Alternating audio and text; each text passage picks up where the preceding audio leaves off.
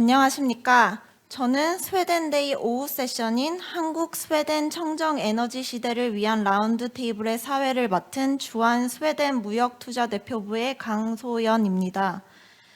바쁘신 와중에도 참석해 주신 모든 분들께 감사의 말씀 드립니다. 내빈 여러분들께 의미 있는 자리가 될 수 있도록 연사분들과 많은 준비를 하였으니 끝까지 자리를 지켜주시길 바랍니다. 본 행사는 2021년 출범한 한국 스웨덴 녹색 전환 연합의 프로그램으로 기획되었습니다.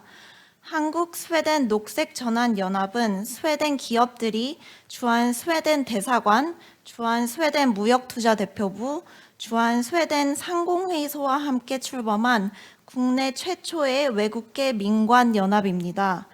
오늘은 특히 양국의 공공 및 산업 관계자들이 한자리에 모여 수소 생산과 활용을 주제로 녹색 전환의 사례를 공유하며 에너지 전환의 시너지를 모색할 예정입니다.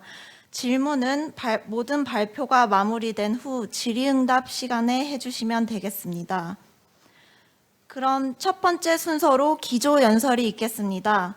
스웨덴 에너지청 자자에르 다우디 수석 담당관님께서 스웨덴의 경험과 도전 과제를 중심으로 수소 공급 현황을 발표해 주시겠습니다.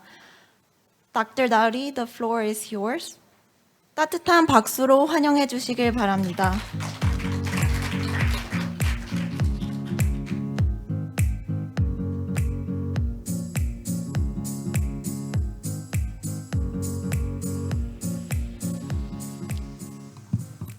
Good afternoon, ladies and gentlemen. It's a pleasure to be here again and speak a little bit about hydrogen development in Sweden. My name is Jazair Dawoudi. For those of you who haven't heard me this morning, I'm working at the Swedish Energy Agency, which is a government agency responsible for matters related to the supply and use of energy, and also the transition of Sweden's energy to sustainable energy, so to say. So this morning, I try to summarize why hydrogen is important in Sweden, and also talked a little bit about the strategy proposal for hydrogen, electrofuels, and ammonia in Sweden, and some support measurements from the government. And now I try to do like this. I repeat again, but a little bit shortly, about the background, why we need hydrogen in Sweden. So basically, the energy mix in Sweden is a combination of hydropower, nuclear power, biofuels, but there is a certain amount of fossil fuel that we are using. It's roughly 600 terawatt hours. Out of this is about 100, not precisely, but something there, 150 terawatt hours of fossil fuels. And the supply of fossil fuels has been decreasing with years, but still we have that amount, so that one has to be replaced by fossil-free energy. And hydrogen is, of course, identified as a clean energy, I would say fossil-free hydrogen, a clean energy carrier, so this is why hydrogen is important. And then you might wonder, which sectors are responsible for emitting carbon dioxide in Sweden? Then I would answer the electricity system in Sweden is largely decarbonized. So the electricity in Sweden is produced from hydropower, nuclear power, biofuel, combined heat and power. So it's just very, very little amount of fossil energy, sometimes few days in the year. And the building sector, the heating sector, is also to great extent decarbonized. So I think roughly the share of fossil energy in the heating sector is about 10%. The rest is electricity and some biofuel, so to say. So heat pumps are used very much in Sweden. So the heating sector is not a problem.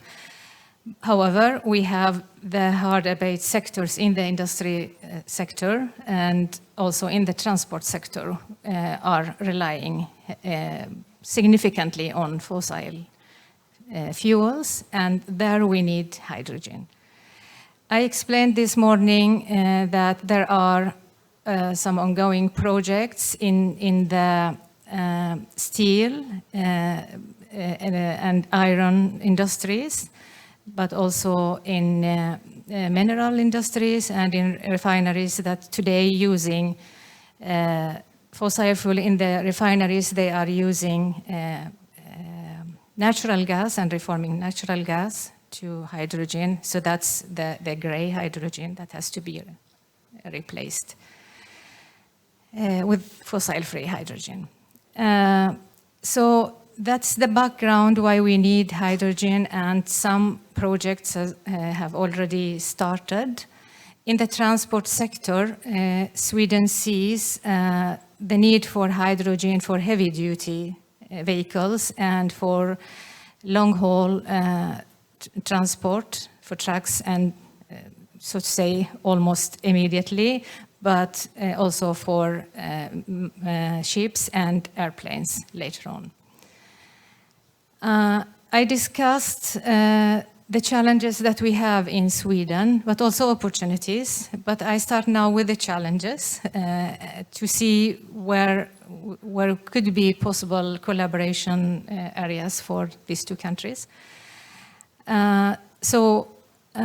Sweden is not a gas country, so we don't have these gas pipelines similar to many of the European countries. So we are not able to, for example, repurpose these pipelines to use them for hydrogen. We have to build new pipelines once we decide to do this.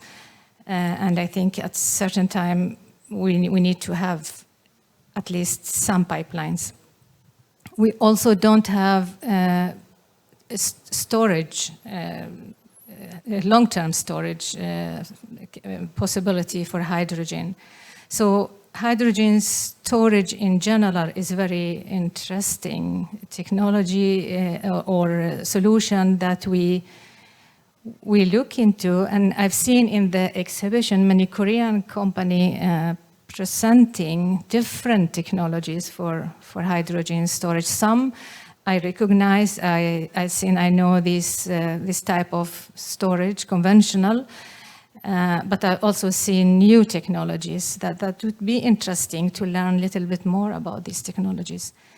And also transporting hydrogen between the different regions. We have plenty of wind power. We could do more wind power. We need to do more because there is a demand for hydrogen, and we cannot produce fossil-free hydrogen without having the fossil-free electricity, which will need more electricity. So we need to transport the energy either as molecules or with the help of pipelines, or the combination. I believe the combination between the regions. And there are many technologies for this, and many companies also here in Korea, and I saw in the exhibition as well different solutions for transporting and distributing hydrogen, not only storing hydrogen. Our climate target, our energy policy goals are quite similar to you, but I think we are 5 years ahead of you when it comes to carbon neutrality, so we have to do it more rapidly, I think. But otherwise, we are similar. We are investing in all these technologies. Maybe the difference then is that we have the renewable energy in Sweden. We have the fossil-free energy. Of course, we need to build out more. So I think I stop here. And if there are any questions, maybe it's better that I answer the questions instead of talking more. So please feel free to ask questions. I think there is 2 minutes left.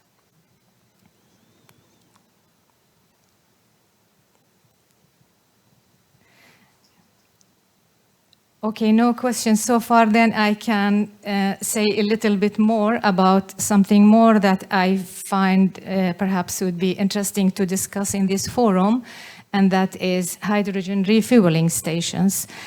You have the amazing company Hyundai that has managed to produce fuel cells vehicles, and I also saw the mobile refueling.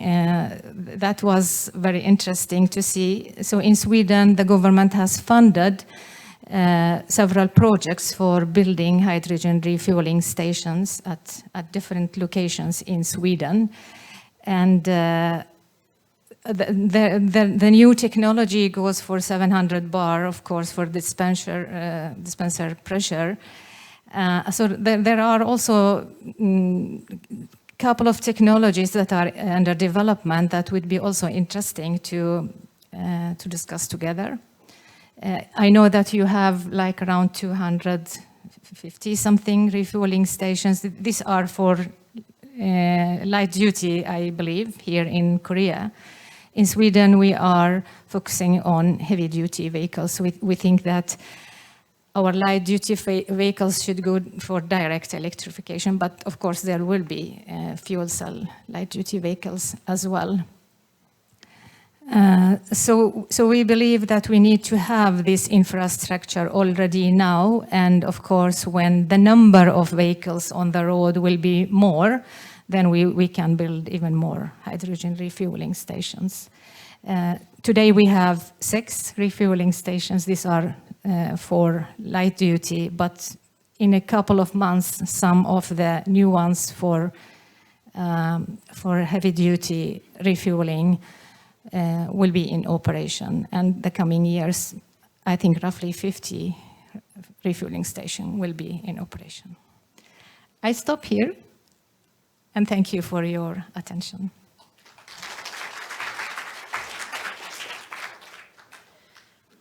네, 발표 감사합니다. 스웨덴에 이어 이번에는 한국의 현황을 살펴보겠습니다.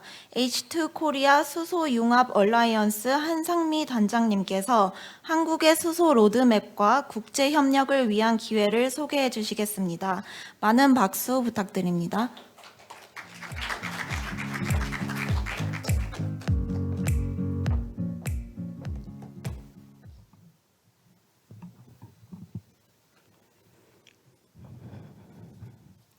여러분 안녕하십니까? 제가 목소리가 별로 좋지를 못해서요. 좀 양해해 주시기 바랍니다. 수소용합 얼라이언스 단장 한상미입니다. 반갑습니다. 예, 먼저 H2 미드 행사에서 개최되는 스웨덴 수소데이 개최를 진심으로 축하드립니다. 이 자리에서 기조연설을 하게 되어 매우 뜻깊게 생각합니다. 그리고 오늘 귀한 자리를 마련해 주신 주한 스웨덴 무역투자 대표부, 스웨덴 에너지청 등 관계자 여러분께 감사드립니다. 저는 오늘 대한민국 수소 공급 로드맵과 국제 협력을 위한 기회에 대해 말씀드리려고 합니다.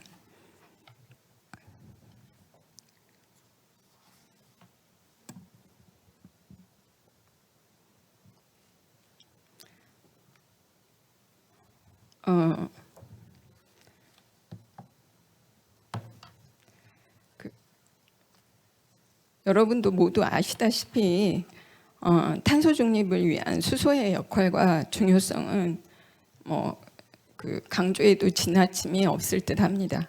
그래서 수소는 탄소 중립을 달성할 뿐만 아니라 청정 에너지 전환을 촉진하는 핵심 에너지원으로 부상하고 있습니다. 탄소 중립은 수소 경제의 활성화를 위하여 많은 노력을 한국에서도 수소 경제의 활성화를 위하여 많은 노력을 기울이고 있습니다.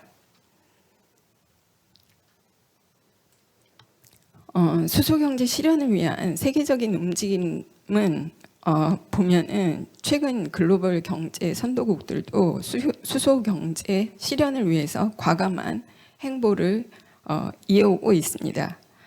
유럽연합이 리파워 EU 정책을 통해서 2030년까지 청정 수소 시장 규모를 대규모로 확대하고 해외에서도 도입한다는 계획을 가지고 있고요. 미국은 이미 인플레이션 감축법을 통해서 구체적인 지원 방안을 마련했습니다. 한국을 비롯한 동아시아 국가들도 수소 연료전지 차, 그다음 수소 이용 확대와 함께 청정 수소의 해외 수입에 필요한 법적, 제도적 대책을 마련하고 있습니다.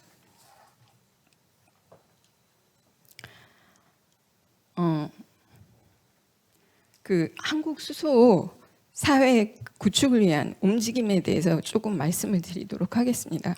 한국은 이미 수소 경제를 만들 산업 여건을 잘 갖추고 있습니다. 이를 바탕으로 민간 파트너십을 통해서 수소 경제를 실현하고 있습니다. 한국은 수소 경제를 추진할 수 있는 강점이 있습니다.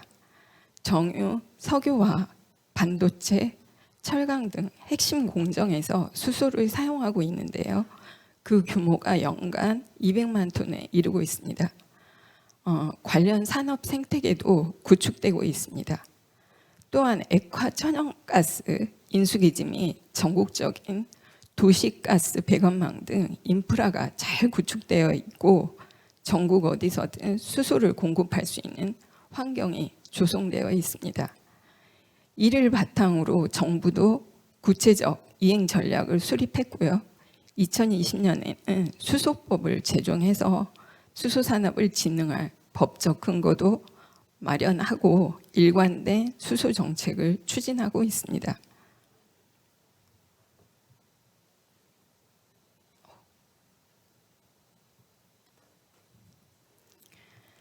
그래서 수소 경제 활성화를 위한 지방 정부와 민간 기업이 어떤 노력을 하고 있는지 잠깐 보시면 정부의 노력을 뒷받침하기 위해서 지자체에서도 수소 도시, 수소 생산 클러스터, R&D 특화 도시 등 수소 산업 관련 특화 사업을 적극 추진하고 있습니다. 한국의 주요 기업들도 지난 2021년에 36억 달러 상당의 투자 계획을 발표하고 수소 생태계 구축을 위해서 적극 동참하고 있습니다.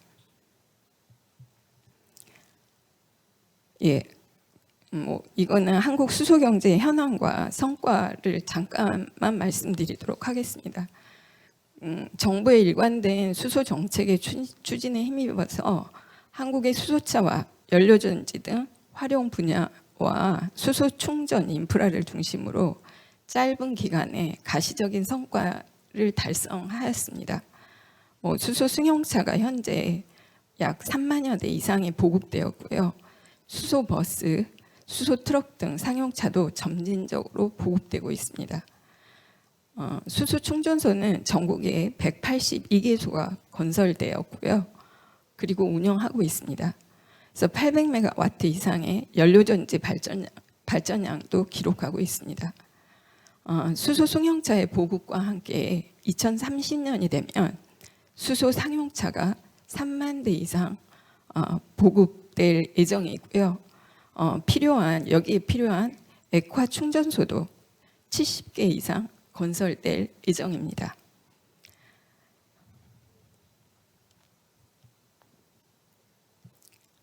청정수소 공급망 구축 전략이 여기 조금 나와 있는데 제가 좀 말씀을 드리면 사실 한국은 수소에너지 활용이 굉장히 늘어날 것을 감안하고 있습니다. 그래서 국내에 대규모 청정수소 생산기지를 건설함과 동시에 해외 수소 수입을 위한 공급망 확대를 추진하고 있습니다. 국내에서는 고효율, 대량 생산, 기술력을 확보해서 그린 수소 생산을 확대하고 블루수소와 원자력을 활용한 수소의 생산 기반을 확보할 계획이고요. 해외 수소 생산국과의 긴밀한 협력을 통해서 해외 청정수소 공급망을 구축해 나가려고 하고 있습니다. 이를 위해 각국의 강점과 부족한 기술 등 약점을 보완하는 협력이 필요할 것으로 생각합니다. 그래서 이러한 어떤 국제 협력의 활성화를 위해서 저희 H2 코리아가 작년 5월부터 세계 수소산업협회 GR라는 의장국을 맡아서 민간 차원의 국제 협력을 지원하고 있습니다.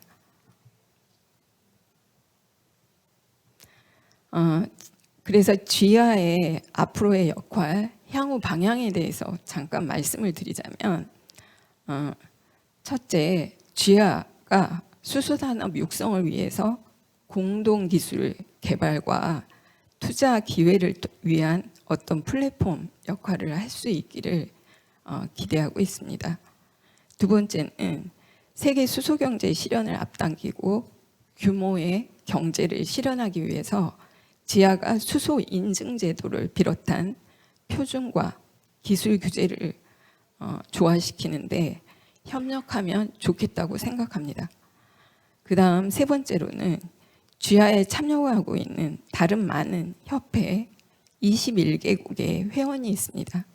그래서 이들 모두가 수소 경제에서 경쟁 우위를 점하며 수소 산업의 발전을 추구하고 있습니다. 이 과정에서 많은 성공과 실패가 있을 수 있습니다. 다양한 이해관계자들이 더 자주 모여서 그 경험과 모범 사례를 전 세계적으로 공유할 기회가 만들어졌으면 좋겠습니다.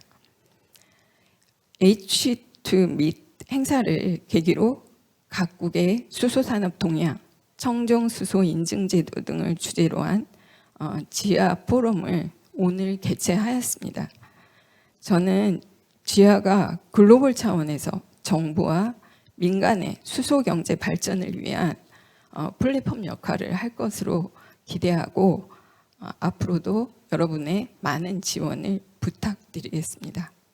예, 이상으로 제 발표를 마치겠습니다. 감사합니다. 네.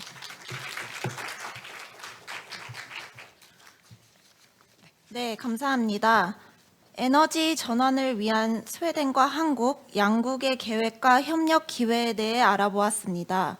다음 순서로는 패널리스트 분들을 모시고 양국의 정부와 산업계가 수소 생산과 활용을 주제로 지속 가능한 미래를 위한 에너지 전환에 대해 논의하겠습니다.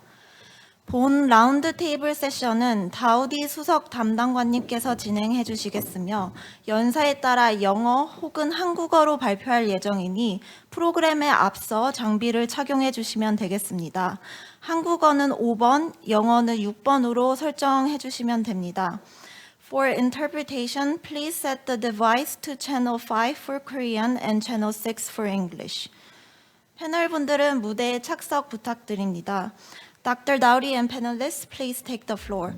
From the left, it will be Alfa Laval, Cell Impact, Capco, Kraft Powercon, SK Ecoplant, and Swedish Electromobility Center.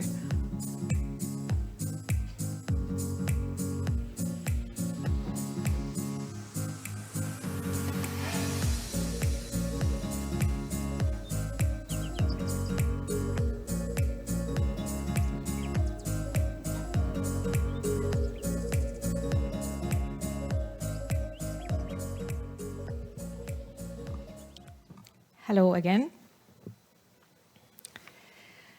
It's a great pleasure for me to open this session. I am really looking forward for a good discussion with the great panelists here. And we are going today to discuss 4 very interesting topics. We are going to start with discussing, of course, with relation to hydrogen production. And I will ask the great panelists some questions. Some of you will receive questions on hydrogen production. And then we switch to application. Once we have learned about the production, we will try to discuss the applications in the area of hydrogen. We will then continue with discussing value chain and ecosystem, and we will end with the last part with policy discussions. So we are here in Korea, and I've learned a lot during these last 2 days. I knew a little bit about hydrogen and energy policy in Korea. And I am thinking now Korea has set up the national determined contribution to 2030. It's not so many years left to then. And yes, there are many initiatives for hydrogen, but it's going to be maybe rather challenging to reach these targets. So it's really going to be very interesting to discuss this. Now, before I start to ask the question, I would like to ask the panelists to present themselves. Please just say your name and your company very quickly before I start to ask the question. And I start with the Alfa Laval, which is to the left from me, and then you continue. Your name and your company, please. Can you say your name and your company? 안녕하세요. 저는 한국 알파라발에서 정유 및 클린테크 에너지 판형 열경기 부분을 담당하고 있는 신명수라고 합니다. 반갑습니다. My name is Henrik Jackman. I work as the Chief Application Engineer of Cell Impact.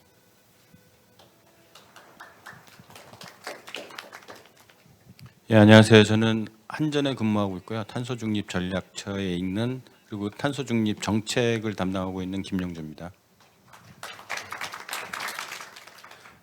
Good afternoon, everyone. Raul Montano. I am representing Kraft PowerCom, and we are a power supply company based in Gothenburg, Sweden. Hi, everyone. My name is Sungano. I'm Vice President at SK EcoPlant. My business is hydrogen production and supply electricity and heat and fuel. 잘 부탁드리겠습니다.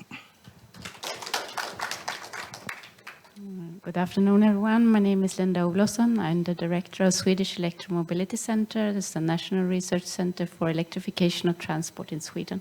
Thank you.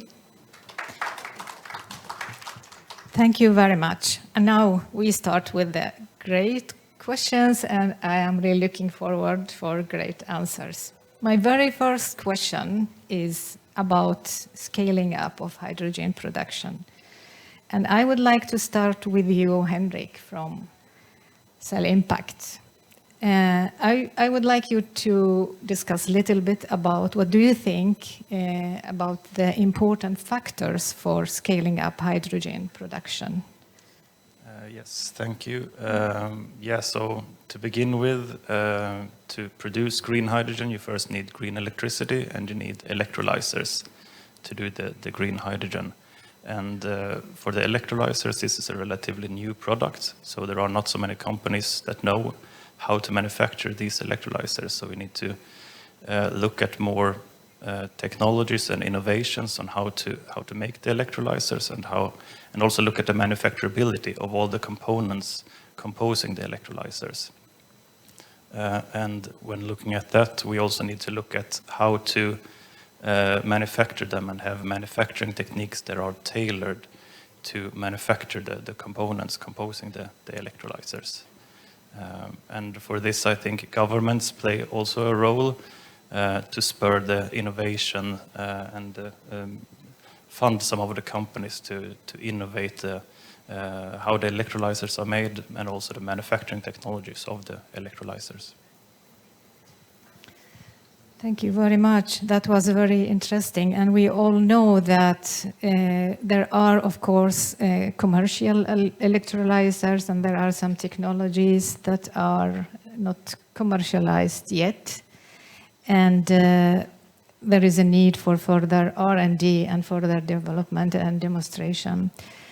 So that was great. I would like to ask Mr. Youngju from KEPCO if you see other important factors for scaling up hydrogen production in addition to what Henrik said, and also what challenges are there for the scale up of the production of hydrogen. So additional factors, but also some discussion about the challenges.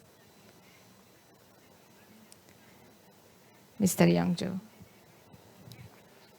먼저 이제 이 생산은 어떻게 보면은 이게 되게 초기 단계이기 때문에 되게 초기 단계에서 가장 어려움이라는 거는 리스크를 어떻게 해칭할 거냐, 이제 그게 제일 문제고요. 그러면은 누군가가 투자를 하기 위해서는 그래도 일말의 담보를 갖고 가야 되는 그런 상황에서 어떻게 보면 디맨드가 확정이 되지 않으면 누구도 투자하기가 어려울 거고요. 그리고 그 파이낸싱도 안 될 겁니다. 그래서 먼저 준비해야 될 게 어떻게 보면 이게 뭐 역설적인 얘기가 될 수도 있고 뭐 닭이 먼저냐 달걀이 먼저냐 뭐 이런 문제가 될 수도 있겠지만 실질적으로 디맨드가 확정이 되고 또 그거를 운송할 수 있거나 연결해 줄 수 있는 그 미드스트림, 그러니까 미드스트림과 다운스트림이 이제 포함하게 되지 않는 이상은 이게 처음부터 생산량을 늘린다는 거 이거 되게 어려운 문제가 될 것 같습니다. 그래서 좀 아까 기술적으로는 이미 이제 뭐 말씀을 해주셨으니까 그걸로 가름할 수 있을 것 같고요. 어떻게 보면 정책적으로 또는 그걸 사용자들이 어떤 사용자가 이걸 어떻게 쓸 것인가, 그리고 그걸 어떻게 연결할 것인가, 이 문제가 해결돼야 비로소 이제 전체적인 에코시스템이 구축되면서 전체적인 그런 방안이 나올 거라고 생각합니다.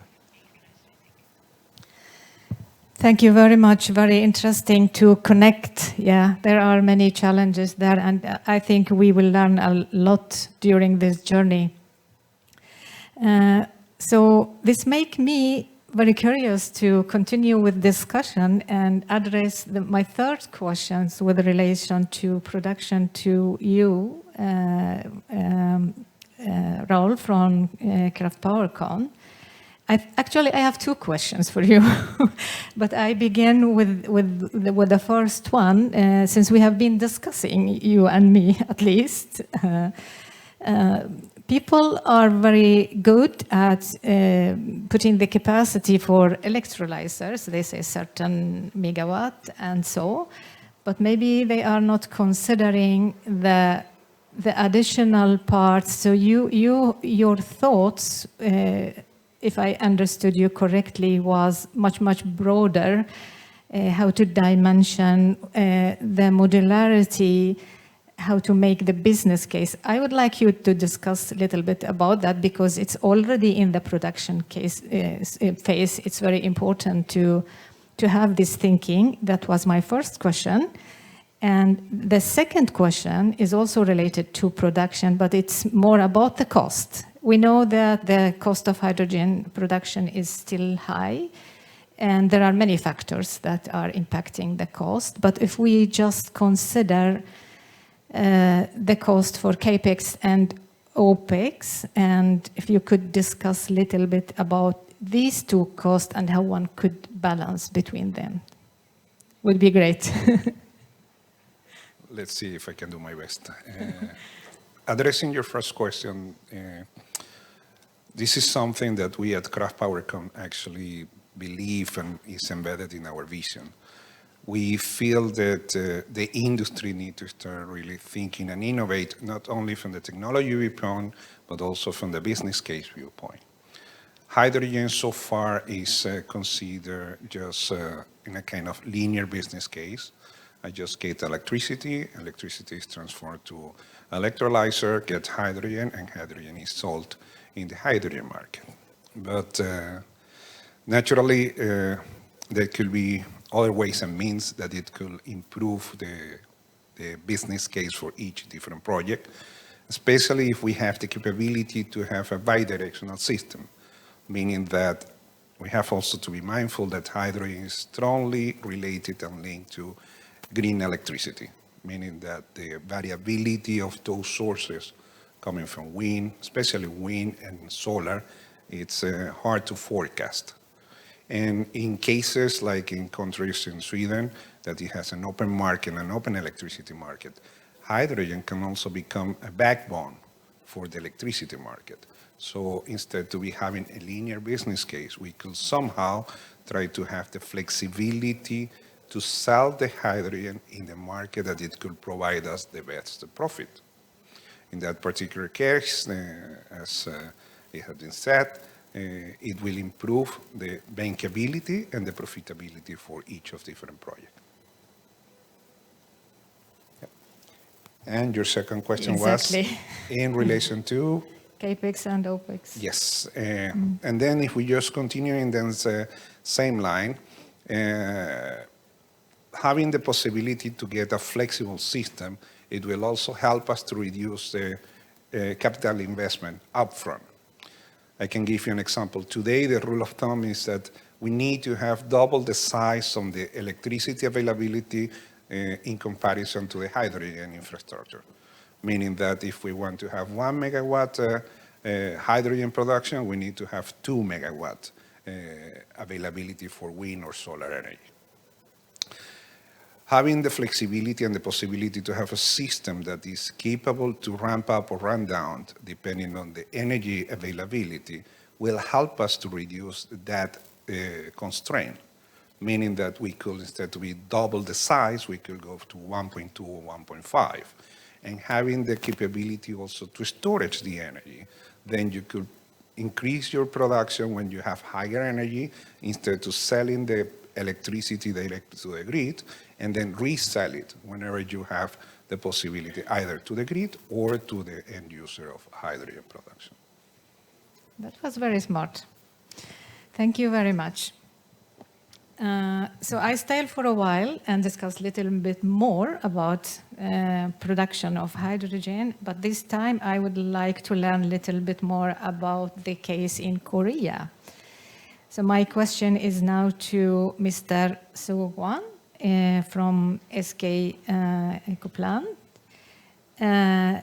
with regard to hydrogen production costs and parameters, but focusing mostly on the feasible way to secure the production of clean hydrogen in Korea.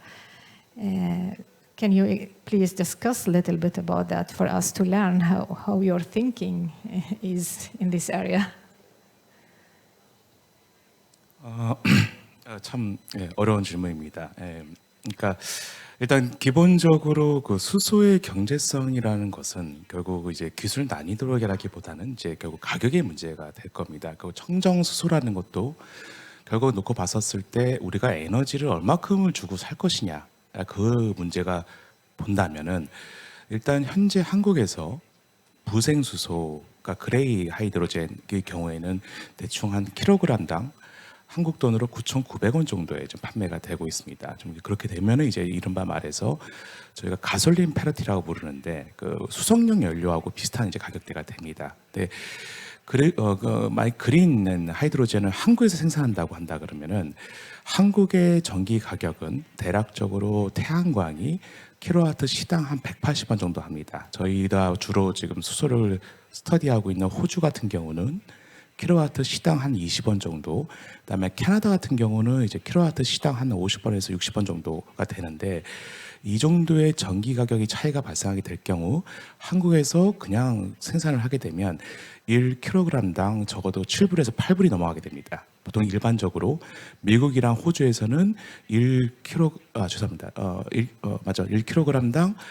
대략적으로 한 2불에서 3불 정도가 타겟인데, 자 그렇다면 이제 저희의 다음 숙제는 한국에서 청정수소를 만들 때 어떻게 가격을 낮출 것인가에 대한 숙제인 거고, 그런 측면에서 이제 동원 가능한 이제 모든 에너지원을 다 찾게 됩니다. 이제 다음에 나오는 이야기가 될 텐데, 결국 저는 그런 점에서 한국이 일단은 안타깝게도 태양광과 풍력의 자원이 충분하지 않기 때문에 이런 일이 발생하고 시작했는데, 원자력에 대해서 당연히 공부를 안 할 수가 없게 되고 바이오매스를 어떻게 적극적으로 활용할 것인가, 뭐 그런 걸 다 동원을 하게 될 경우에 일단 전기가 남아도는 그 지역적으로 저희 한국에서도 그리드가 좀 부족한 부분이 있어서 전남이라든지 강원이라든지 특정 지역에 전기가 좀 남게 됩니다. 그걸 커틸먼트라고 부르는데, 그런 걸 좀 잘 활용을 해가지고 저희 타겟은 그린 수소를 만들었을 때 대략 킬로그램당 생산 단가에서 한 6불 정도에서 7불 정도까지 만들 수가 있다면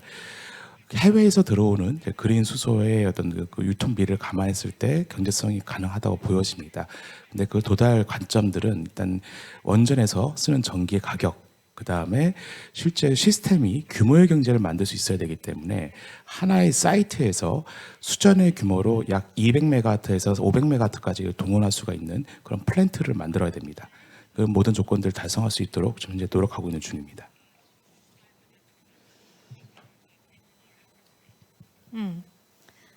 Great, that was very interesting. And the discussion about the cost. Actually, I have a second question to you. Not about cost this time. It is about the technology. I'm very much influenced from what I've seen in the exhibition. I've seen basically all kind of electrolyzer technologies, and we know some of them are not mature yet. They are under development. So I am wondering, how do you secure the reliability of the entire system, of course, but starting with the electrolyzers? Do you have any particular plans or strategy for this, Mr. Songhwa?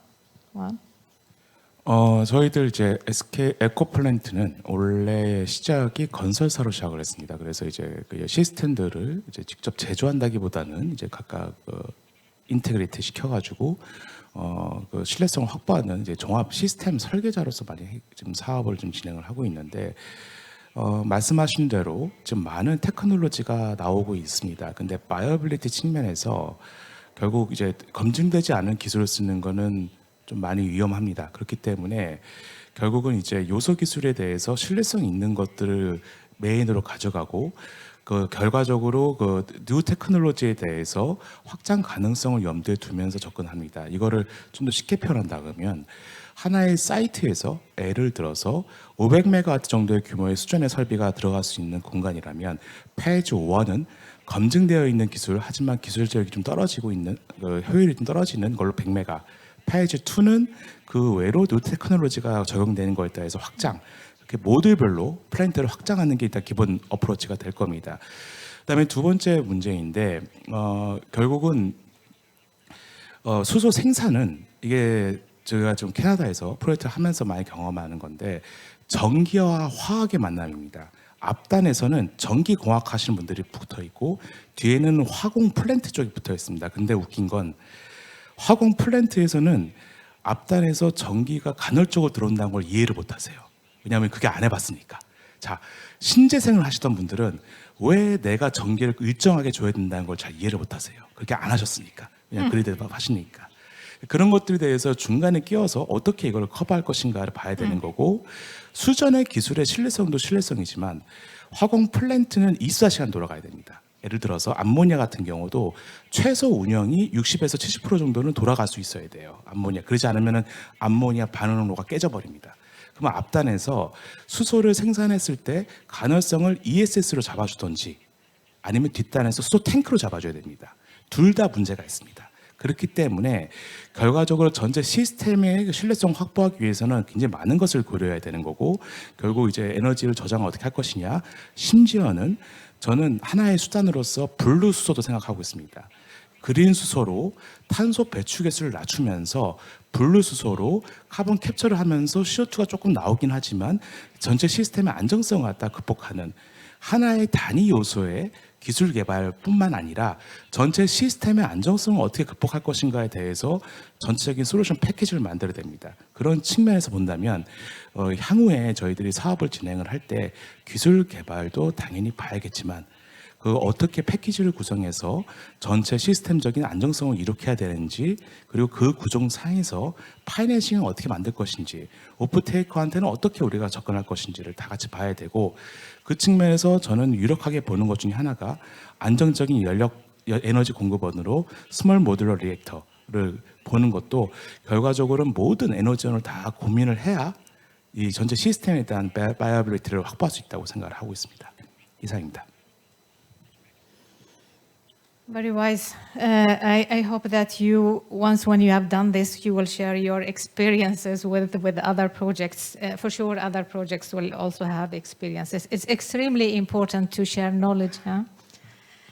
So I will save you, Linda, for the other parts in the plan here. So because I would like to switch to the part with relation to application. And I have a question to you, Raul, again, Kraft Powercon. Since we hear a lot about electric ecosystem, can you please explain for us what is electric ecosystem and why it's so important? Yes. Yeah. Oh, fantastic. Sorry, Thank I you. was not clear with the name, Raul. Yeah. Thank you so much. The best analogy I have for an electrical ecosystem is, I don't know how many of you have been riding a bicycle, but if you think of riding a bicycle, it's not the same when you're riding a bicycle solo than when you potentially are having a double-seated bicycle.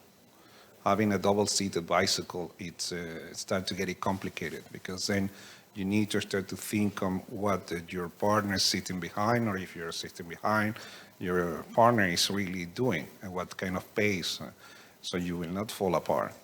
Then if you continue increasing, it's going to be harder because now it's going to be like in the rowing competition.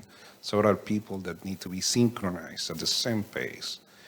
And if you put them all together, having like running the Tour of France, it's when the whole things become the big complication. Because if one of those fall down, it will just simply have a domino effect. That's one of the reasons why we do not talk about power system, we talk about electrical ecosystem. Until today, the majority of the projects that have been in hydrogen have been in the size of 5 to 20 megawatts, which means that we have very few electrolyzers, very few power conversion systems connecting together. Now we're talking about hundreds of megawatts, even into the gigawatt scale, which means that you are going to be having at least 200 of those different components working together.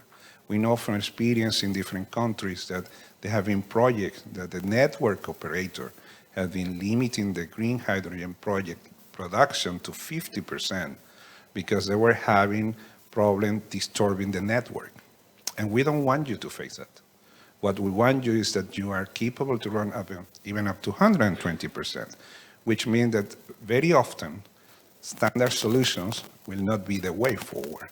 It's very good to really have an understanding where your project is going to be placed, what is the type of electrolyzer you're going to be using, where are the grid operation conditions, where are the grid code, and therefore we can somehow start to really design an understanding that ecosystem to everybody be dancing together.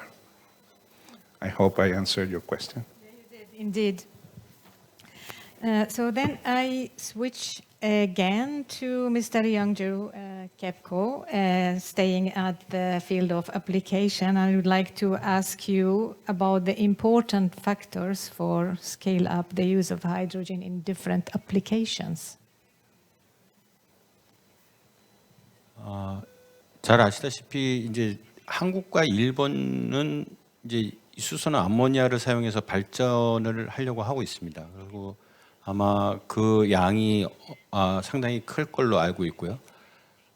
그렇게 해서 지금 만약에 이제 500메가와트 기준으로 해서 보면 이제 가스터빈에서 쓸 양이면은 우리가 지금 여기에서 우리가 지금 전기자동차, 수소 전기자동차에서 쓰고 있는 거 한 16만 5천 대 정도 분량을 쓰는 턱이 되거든요. 그래서 상당히 대용량으로 쓸 수 있는 데는 이제 발전 쪽에서 아마 큰 디맨드가 돼줄 수 있으리라고 생각을 하고 있고요.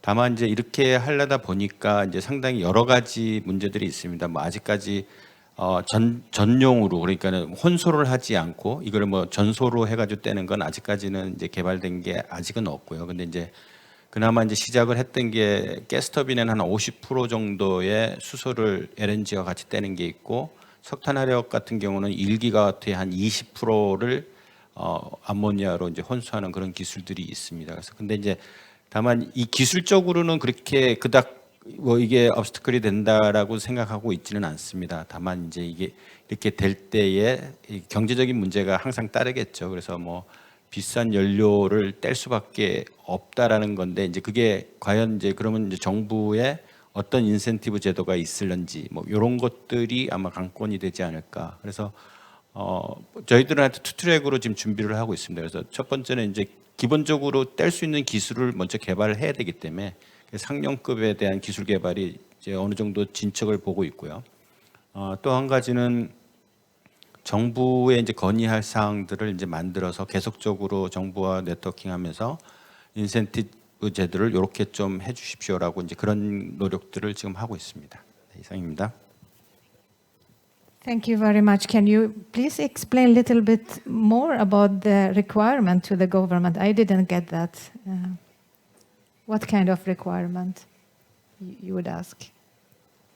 아까 말씀드린 대로 이게 경제적으로 지금 아까 SK에서도 말씀해 주셨지만 이 가격 자체가 지금 이게 받아들일 정도의 그러니까 정부가 받아들일 정도는 아닌 것 같습니다. 그래서 전체적으로 볼 때는 저희 같은 경우는 이제 그 전체 에코시스템에서 수소 생산부터 시작해서 그 다음에 이제 미드스트림, 다운스트림까지를 일본 같은 경우는 이걸 다 나눠서 이렇게 지원들을 하고 있거든요, 정부가. 그래서 어떻게 됐든지 이제 차등을 하는데 예전에 원래 자기가 기존에 썼던 연료 대비 수소나 암모니아를 썼을 때 그 갭을 정부가 이렇게 컴펜세이트 해주는 그런 쪽으로 지금 이제 추진을 해 나가고 있습니다. 그래서 업스트림에서는 이제 생산 단가를 좀 낮춰주고요. 그다음 미드스트림 같은 경우도 아직까지 그걸 해본 사람들이 없기 때문에 아까 뭐 운반선이라든지 아니면은 그게 들어왔을 때의 저장 인프라라든지 이런 것들을 계속적으로 지원해서 최종적으로 엔드 유저가 쓸 때는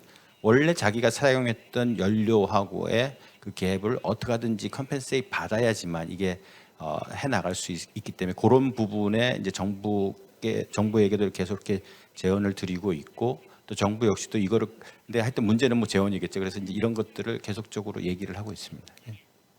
Yeah, I understood that. That was very clear. Thank you. Now, Linda, finally, transport sector. And this is quite a broad question, but I think we can discuss. I don't believe that there is a very clear answer for that.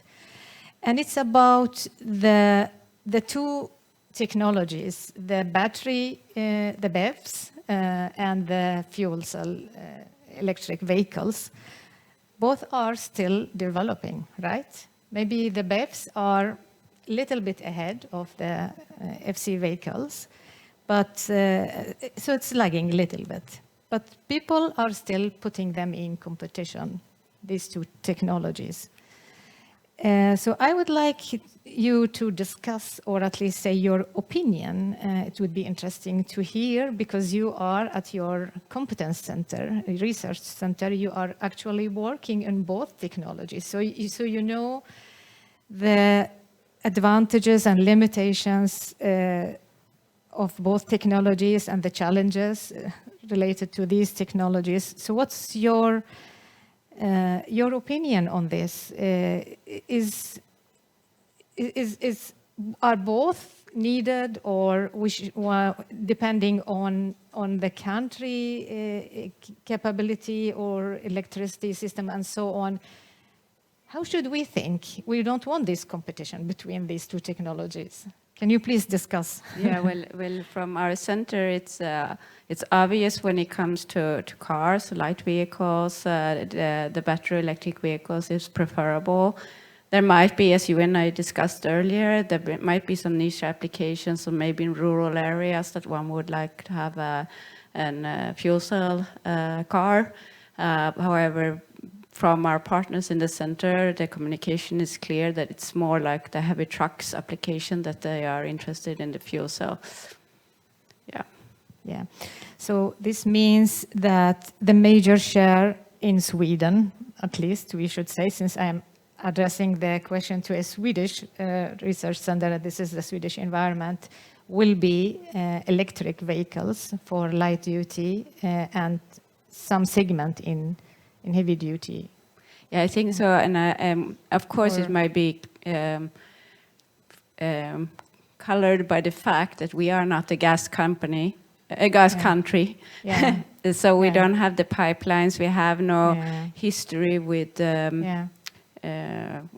with gas, actually, in that sense. So Yeah. it's, I think, for Swedish people to imagine that you would use gas for cars, it's more it's a step further away Yeah. than if, for example, you are from Germany or Switzerland or maybe Korea. Yeah. So that's the true Yeah. situation in Sweden. That's Yeah. the situation in Sweden, and I would agree because we have clean electricity and the willingness also is there. So, and government has already supported the purchase of electric vehicles. So we see number of electric vehicles on roads, and also there are a number of recharging stations. And now the concern is with trucks, since we need to reduce the emissions from the road transport. So what we believe is that for heavy duty trucks, for goods transport, that will be, the solution One is of the fuel solutions, cells, one yes. of the solutions. Thank you, Linda. So now we have been discussing production and applications, and now I would like to switch to value chain and ecosystem discussions. And I have saved a couple of questions to Alfa Laval, to Mangju here. I would like to ask you why it's important for the hydrogen value chain to adopt reliable technologies in the value chain, and what are the benefits of doing so, please? 네. 앞서 말씀하신 분들이 조금 더 큰 틀에 대해서 얘기를 하셨는데 저는 이제 장비 업체에 근무하다 보니까 좀 작은 얘기를 드리는 것 같아서 좀 약간 쑥스럽긴 한데 수소 어플리케이션들은 보통 일반적으로 보면은 초고압, 초저온으로 다루기가 매우 까다롭습니다. 그리고 대중들은 수소에 대해서 상당히 부정적인 이미지를 가지고 있는데요. 그렇기 때문에 더욱이 신뢰성 있는 시스템을 구성을 해야 됩니다. 저는 이제 국내 수소 시장에 그 장비들을 납품을 하고 있는데 보면은 장비들이 운전 조건에는 부합하는 장비이지만은 수소 어플리케이션에 최적화되어 있지 않기 때문에 지금도 다양한 시행착오를 겪고 있습니다. 그래서 저는 사양 준수에만 초점을 맞춘 장비뿐만 아니라 수소 어플리케이션에 최적화되고 또는 문제 발생 시 정확한 진단을 내릴 수 있는 역량을 두루 갖춘 장비가 필요하다고 생각을 합니다. 그리고 앞서 계속 경제성에 대해서도 말씀해 주셨는데요. 현재 그 수소 생산 단가는 전통적인 기술보다 매우 높습니다. 때문에 그 소중한 그 수소를 손실 없이 온전히 에너지로 전환돼야지만 시장의 경제적 신뢰성도 높일 수 있다고 생각합니다. 그래서 그 기술적, 그 경제적 신뢰성 향상을 통해서 우리 수소 시장이 조금 더 빨리 정착할 수 있을 거라고 생각하고 있습니다. Thank you very much. Now, Henrik, you have been resting for a while, so I have prepared a question to you in relation to value chain and ecosystem. So the question that I would like to address to you now is why it's important for the industry to adopt new innovative technologies in the value chain, and what is the benefit of doing so? So similar, but the application in industry. Similar but different. Similar but different, okay. exactly. Yeah. Yes, new technology. Electrolyzers and fuel cells are relatively new technology. So in order to manufacture these components, new technologies are needed, because the technologies used so far, they have been developed for other components. So we need technologies dedicated and optimized for making fuel cell and electrolyzer components in order to manufacture them with high quality and at a low cost.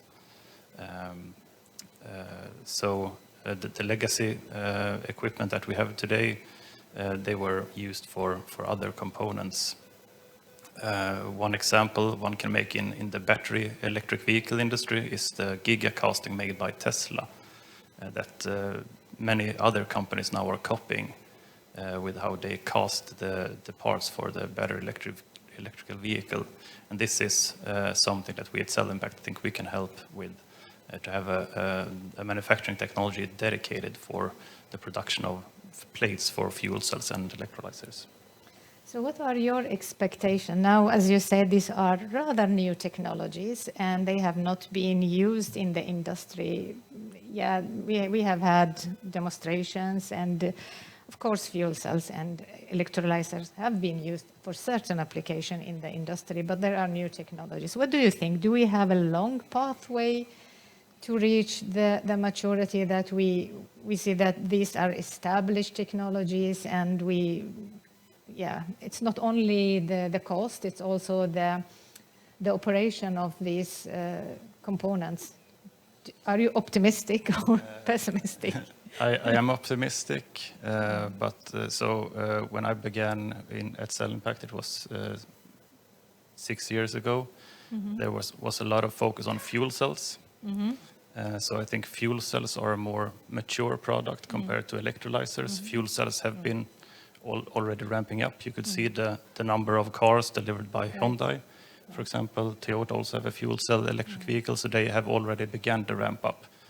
Although with the legacy forming or manufacturing equipment.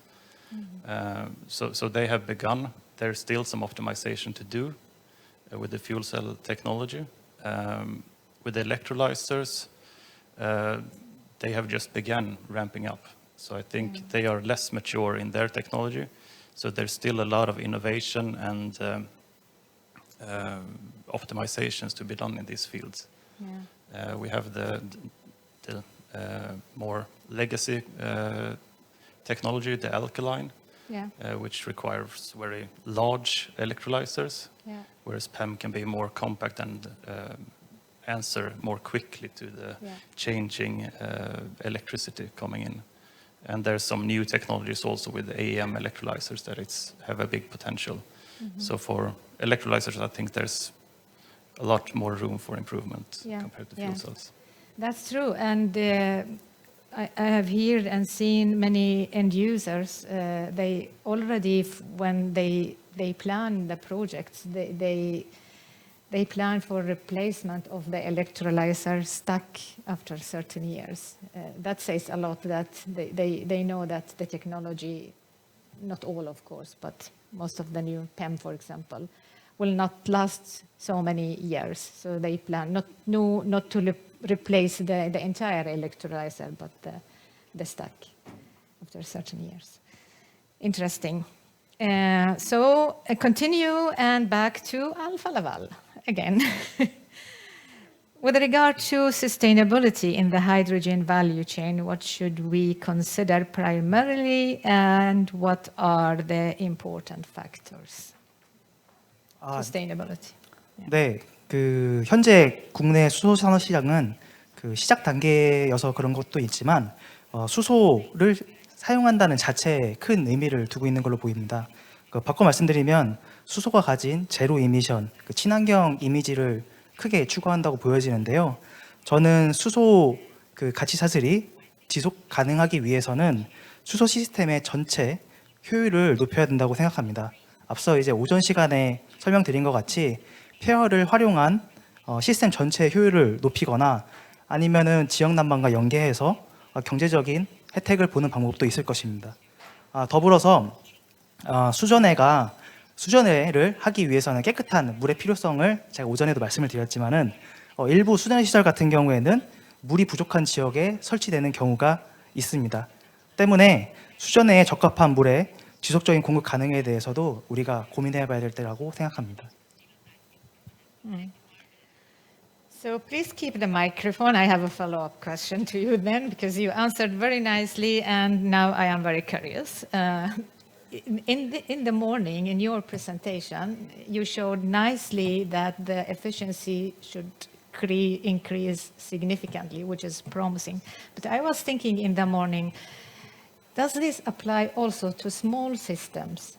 So I can understand if it's a large system for hydrogen production, and there will be a lot of heat that you can use in your exchangers and so on, so you can increase the efficiency. But let's say if it's a small electrolyzer in the size of, for example, 1, 2, or 5 megawatts, is it possible to increase the efficiency of the system using the way you used for recirculate the heat in that way? Or is it just for large size systems?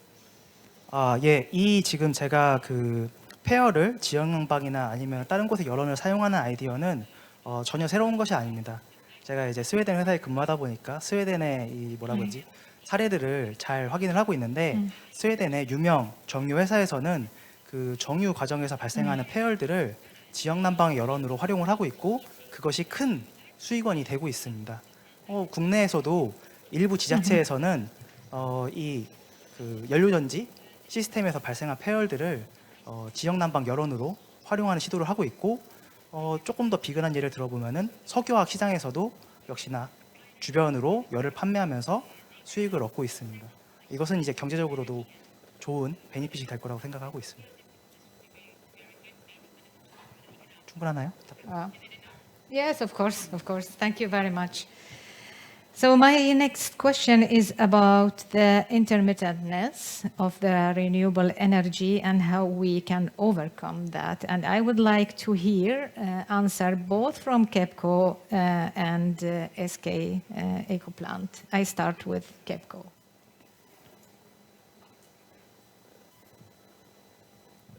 재생에너지가 갖고 있는 가장 큰 문제가 이제 가능성과 이제 변동성으로 이제 볼 수 있는데요. 이거는 이제 어떻게 보면은 한정같이 이제 그리드를 운영하는 데서는 아주 치명적인 단점이 될 수 있겠습니다.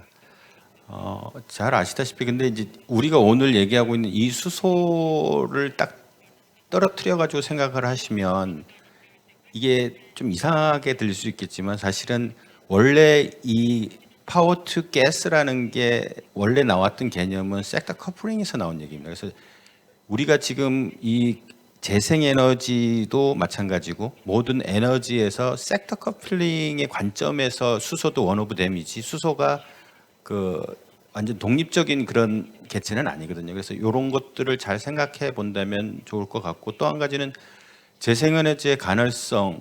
그러면 예전에는 그럼 누가 재생에너지가 늘어났을 때마다 누가 그런 일을 했었을까? 그거 보면 그리드에서 그 가능성을 잡아줬던 것들은 그러니까 디스패처블 파워라는 겁니다. 그거는 뭐냐면 화석 연료로 뗐었던 예전에 화석 연료 그러니까 지금 얘기하면 석탄이라든지 뭐 LNG라든지 이런 걸 떼서 그 가능성을 해서 그 주파수 조정을 한다든지 이런 것들을 충분히 해왔습니다. 그리고 얘가 발전을 하지 못하면은 다른 것들이 충분히 빨리 쫓아가서 해줬듯이 그래서 근데 이제 이거를 극복하기 위해서는 똑같은 그런 이제 그리드에서는 이제 관성이라는 게 있고요.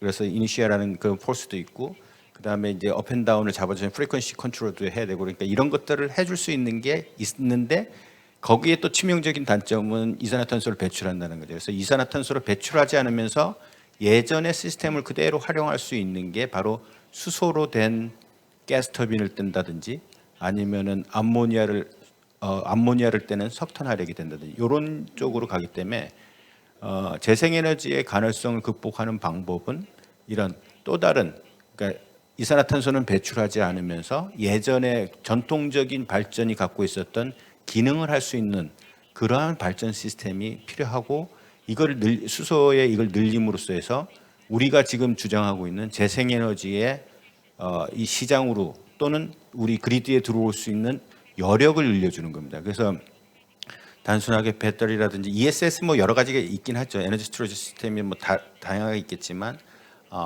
이것만이 능사는 아니고 이거를 대체해서 해줄 수 있는 그런 역할을 해줄 수 있는 거를 용량을 키우는 게 재생에너지를 좀 더 사용할 수 있고 가능성도 극복할 수 있는 방법이 될 수 있으리라 생각합니다.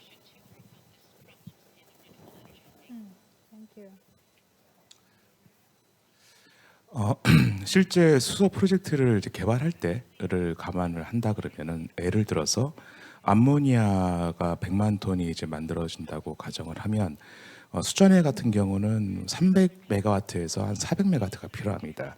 그러면 수전해가 300에서 400메가와트를 24시간 돌리기 위해선 태양광 같은 경우는 이제 곱하기 8배를 하기 때문에 한 2기가와트가 필요하거나 풍력 같은 경우는 한 1.5기가와트가 필요합니다.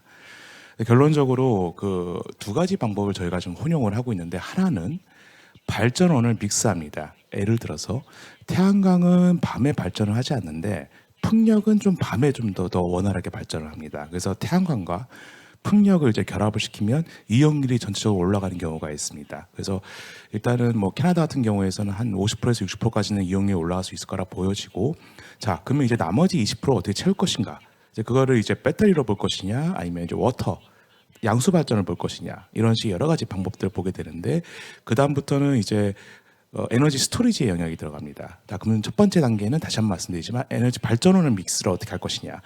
근데 뭐 캐나다 같은 경우는 눈이 너무 많이 와가지고 태양광이 별로 안 좋습니다. 그래서 해상 풍력이나 풍력이 우선적으로 되고, 대신 이제 물이 풍부하기 때문에 그 수력 발전을 고민하게 됩니다.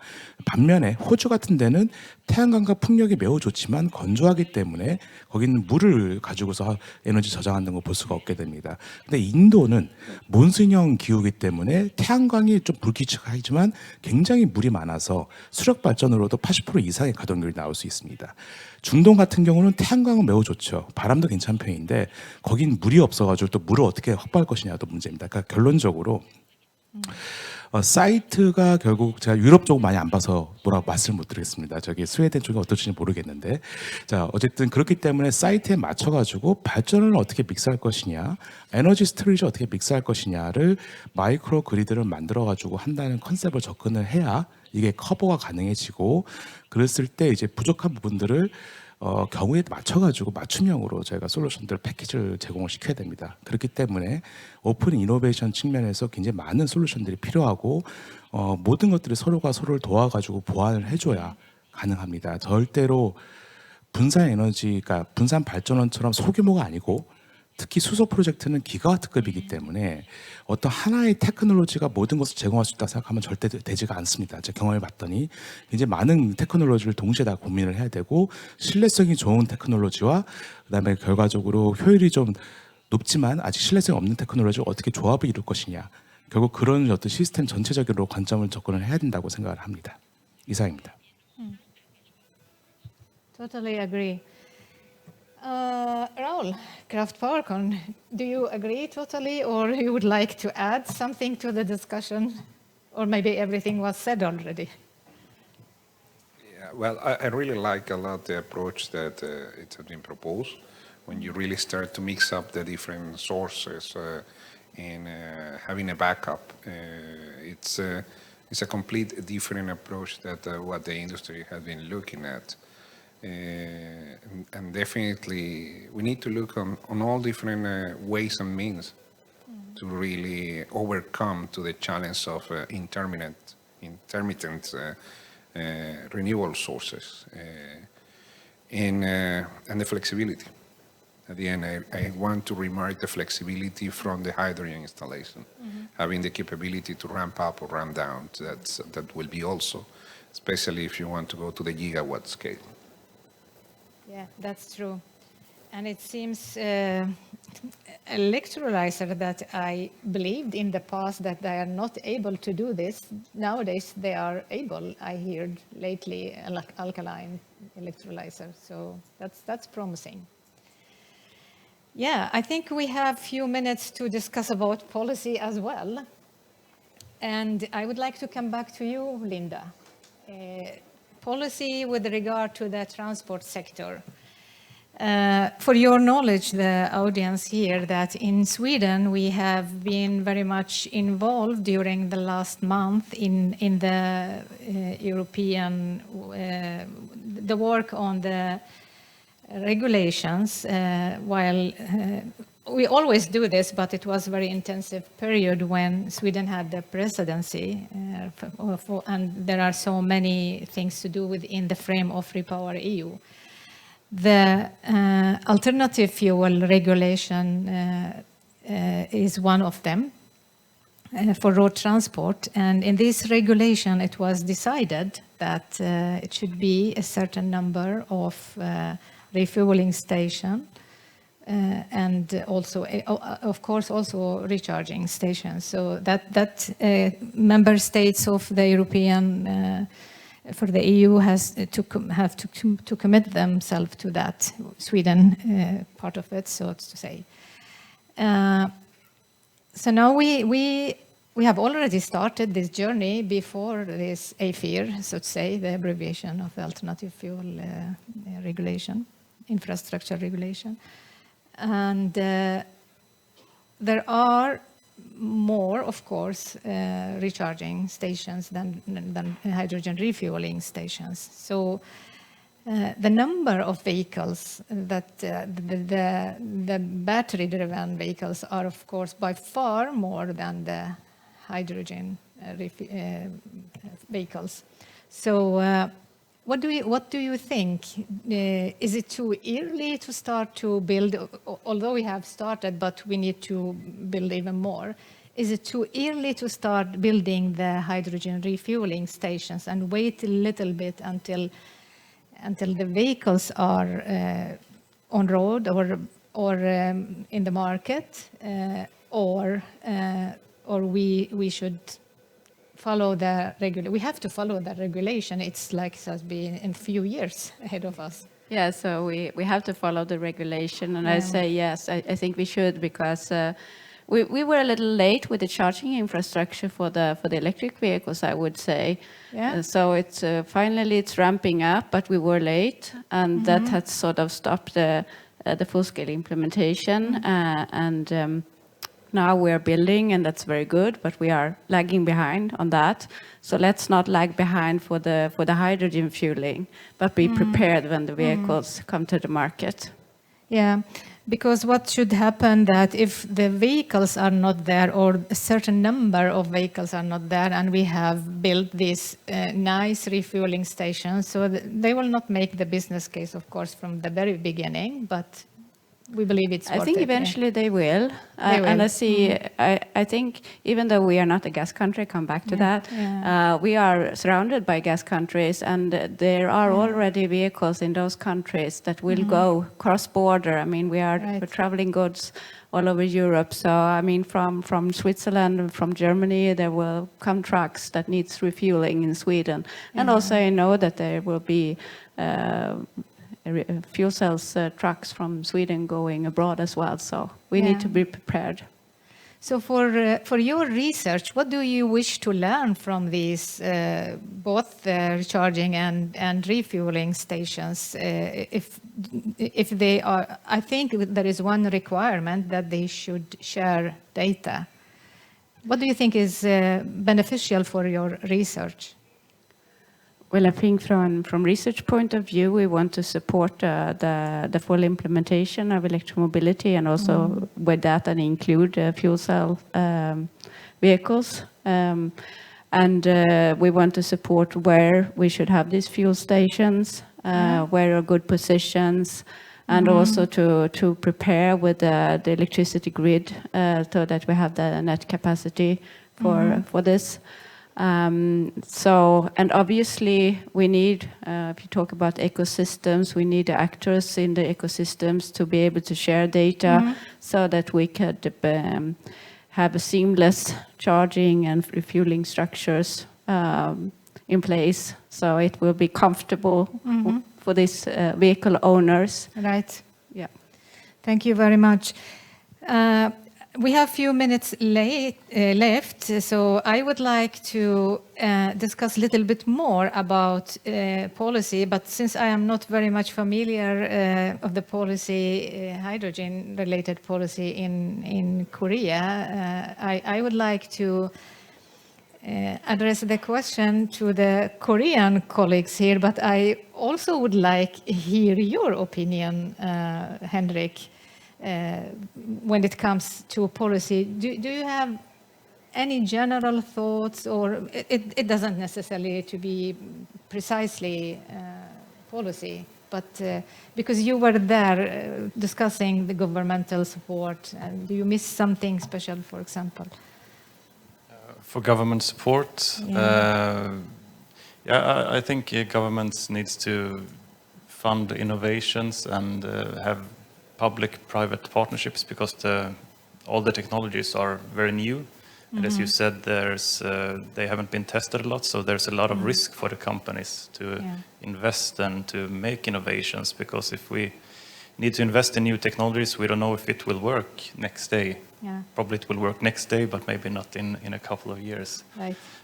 So I think we need to look at public-private partnerships that are long-term, so that companies really can take the risks of making investments. Yeah, I agree. Let's discuss a little bit about the policy in Korea, Mr. Sohan. Are you very satisfied, or at least satisfied with the policy, hydrogen policy in Korea? 네, 저는 한국 정부를 항상 사랑하고 있습니다. 일단 말씀을 드리자면 일단 이거는 글로벌이 똑같은 상황입니다. 특히 미국에서 IRA 법안이 나온 다음에 저 킬로그램당 2불의 보조금이 나온 다음에 모든 하이드로젠 프로젝트들이 다 쓸려 들어가고 있습니다. 미국 쪽으로. 그거는 이제 같이 좀 봐야 되는 입장인 거고, 일단은 두 가지로 보통 보고 있는데, 이제 전기를 만들 때 수소 연료를 쓰는 거를 이제 어떻게 이제 보상할 것인가를 가지고서 CHPS 법안에서 청정 수소와 이제 일반 수소에 가지고서 이제 입찰이 들어가죠. 그래서 그런 것들은 연료 전지에도 충분히 정부가 저희를 고민해 주시고 진행하신다고 생각을 하고 있습니다. 다만 이제 그 외로 이제 저희들이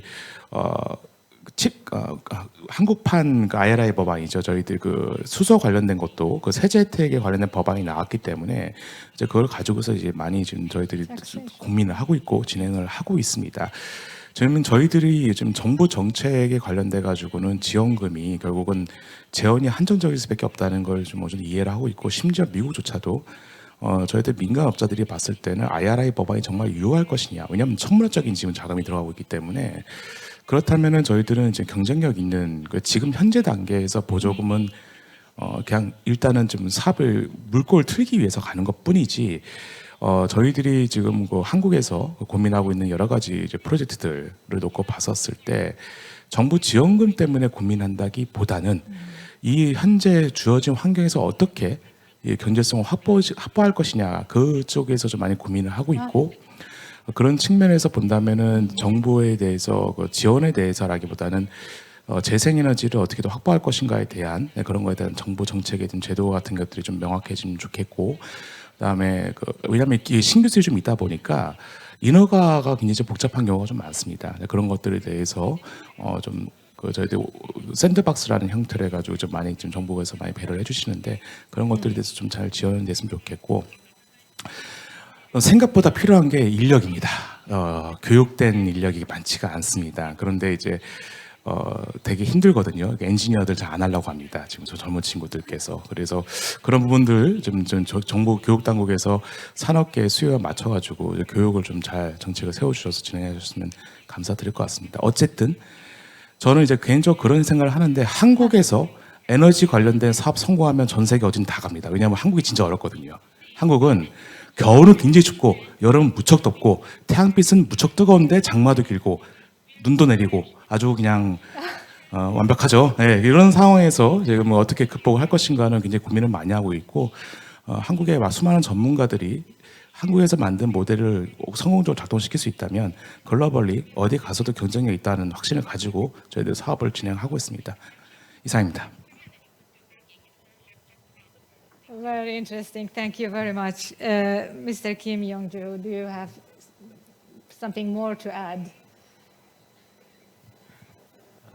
뭐 아까 앞에서 말씀 잘해주셔서 뭐 특별히 첨언할 건 없는데, 근데 이게 정책을 이제 저도 이제 정부와 계속 이제 일을 같이 하다 보니까 정부에서는 이 법안이라든지 이런 것들이 누더기가 되는 걸 되게 싫어하시더라고요. 그러니까 이제 뭐 어느 조건에서는 뭐 하고 어느 조건에서는, 그러니까 어떤 단서 조항을 달고 가는 거에 대해서는 그러니까 약간의 뭐그 앰비규어티가 있는 거에 대해서는 상당히 이제 꺼려하시는 것 같은데, 근데 그거는 조금 인정하셔야 될 부분이 있는 것 같아요. 왜냐하면 이 시장이 여태까지 존재했던 시장도 아니고, 그리고 아주 프로젝트 자체가 작은 프로젝트도 아닙니다. 대부분 하면은 조 단위가 넘는 프로젝트로 꾸려지는데, 그렇다면 이 시작됐을 때, 그러니까는 스테이지별로 어떤 정책이 조금 더 가미가 돼야 되지 않느냐. 그러니까 이 한번 딱 세운 정책이나 법안이 그냥 쭉 가는 건 아닌 것 같습니다. 그래서 우리가 지금 시작했을 때의 법안과 그리고 이게 시작이 돼서 어떤 스테이지가 넘어가서 페이지가 이제 넘어갔을 때마다의 어떤 특성이 달라지거든요. 그리고 내가 초기 시장에 안정도 안 됐는데 그거를 컴피티션을 먼저 시키려고 하는 이런 시도라든지 이런 것들은 경제적으로는 그게 맞는 얘기긴 하지만 그게 과연 그러면은 계속적으로 이게 서바이벌 할 수 있느냐 이 문제에 대해서는 또 어려움이 있어요. 그래서 저는 만약에 이제 정책적으로 고려가 된다면 이거를 단계별로 좀 나눠서 초기 시장에서는 어떻게 어떤 식으로 육성책이 먼저 돼야 되겠죠. 그렇게 가고 이게 안정기에 들었을 때는 그때는 이제 경제성 쪽으로 넘어가는 어떤 이렇게 단계적으로 구분된 어떤 정책이 됐으면 좋겠습니다. 네, 이상입니다. That was very interesting, a dynamic policy framework that really very good and very good ending point of the discussion. We managed to go through all 4 areas that we intended to discuss, and I think we had a great discussion. I would like to conclude this session and thank the great panelists here for all great answers to my questions and give a big applause.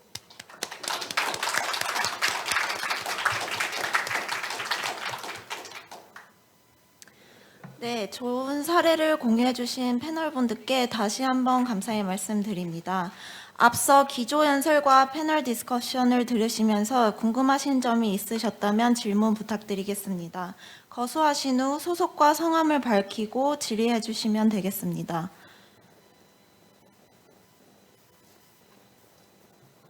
질문 없으실까요?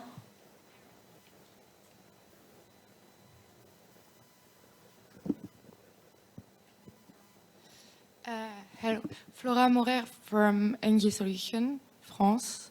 I was wondering because Sweden really talk a lot about not being a gas country, so starting from the bottom. But what about Korea? Like, do you have already some infrastructure like pipeline or storage?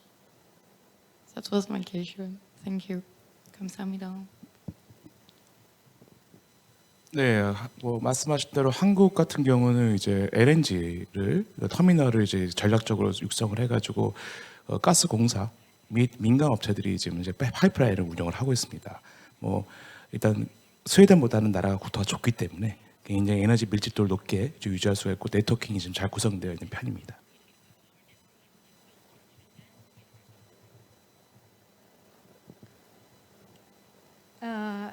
Yeah, anyone has any additional question from the audience? Do we receive also from online?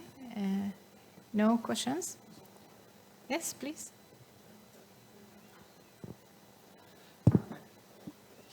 좋은 발표 잘 들었습니다. 저는 스마트 수소 에너지 사업단의 대학생 차현진입니다.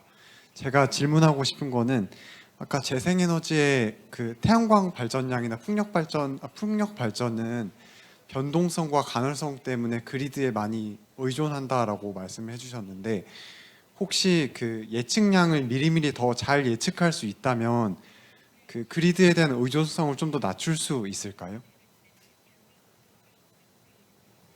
그 작업은 지금도 충분히 지금 시작을 됐고 그리고 상당량의 이제 뭐 예측 프리딕션을 하고 있습니다. 근데 뭐 아시다시피 뭐 태양광 같은 경우는 일기에 따라서 많이 하고 그다음 계절적인 특성도 이미 반영되고 있어요. 그래서 인풋 베리어블들에 대해서는 이미 다 고찰이 끝났고 그걸 통해서 프리딕션 하는 것도 어느 정도 끝났습니다. 그래서 이제 그거는 그겁니다. 그러니까 약간 그리드가 대비할 수 있는 시간을 마련해주기 위해서 그런 것들은 하는 거거든요. 그래서 이제 뭐 얘가 내일은 뭐 일기예보 나오시듯이 일기예보에서 내일 비 옵니다. 그러면 이제 이게 통상적으로 이때는 어느 정도 떨어질 거야. 그래서 아시다시피 그리드를 저희가 운영한 지가 엄청 오래됐기 때문에 거기에 있는 빅데이터를 활용해서 얘가 어느 정도의 출력을 낼 건지 그리고 어느 정도의 리스폰스가 필요한지 그러면 그거에 준비해서 다른 기존의 발전소들이 당신들 준비하고 있어. 그렇게 해서 그때 이만큼 들어가줘야 돼. 이런 것들을 해서 그리드가 준비할 수 있는 시간을 위해서 그런 아까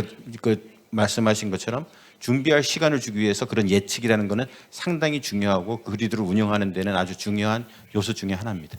정말 감사합니다. More questions right over there? Can you?